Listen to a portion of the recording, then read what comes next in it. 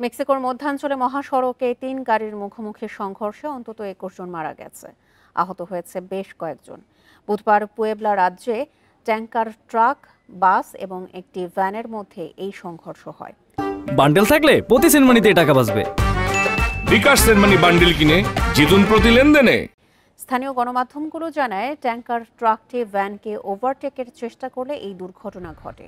এ সময় যাত্রীবাহী বাসকে ধাক্কা দেয় ওই ট্রাক। এতে ঘটনাস্থলেই ১৮ জনের মৃত্যু হয়। হাসপাতালে নেয়ার পর বাকি ৩ জনের মৃত্যু হয়। আহতদের উদ্ধার করে স্থানীয় হাসপাতালে ভর্তি করা হয়েছে।